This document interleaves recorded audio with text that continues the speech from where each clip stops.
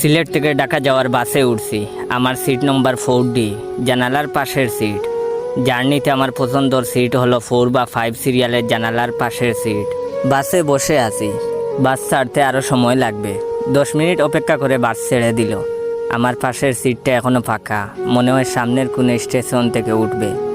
যা ভেবেছিলাম তাই হলো। কয়েকটা স্টেশন পার হওয়ার পর একটা মেয়ে উঠলো। আমার কাছে এসে বলল, ভাইয়া জানালার পাশের সিটটায় বসা যাবে। আমি মেয়েটার দিকে তাকালাম।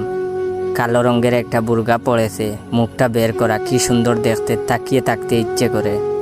তার দিকে তাকিয়ে একটা স্বপ্নও দেখে ফেললাম। আমি হয়ে গেলাম নায়ক জায়েদ খান, আর সে আমার স্বপ্নের নায়িকা। হঠাৎ সুন্দরী মেয়েটা বলল, কি হলো ভাইয়া? আমার স্বপ্নটা ভেঙে গেল। আমি বললাম, না কিছু না। এমন সুন্দরী মেয়ের অনুরোধ উপেক্ষা করা যায় না। আমি সিটটা ছেড়ে দিলাম। সে বলল, ধন্যবাদ ভাইয়া, বলে মিষ্টি হাসি দিল। বাহ, হাসিটা তো দারুণ। মেয়েটার নাম জানা হলো সুইটি।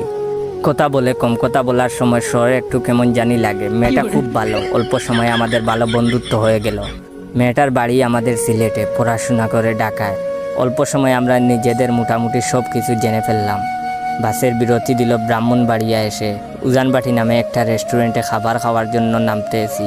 তখন দেখি সুইটি খাবার খাওয়ার জন্য নামে না। আমি সুইটিকে বললাম, নামবা না?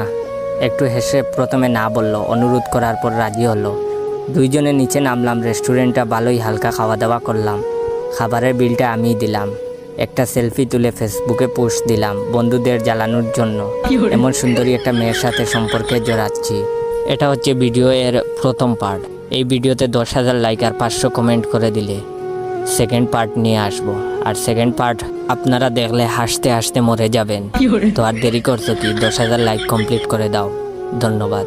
আর হ্যাঁ, 10,000 লাইক তেমন বেশি না, বন্ধুদের শেয়ার করলে এমনিতেই হয়ে যাবে।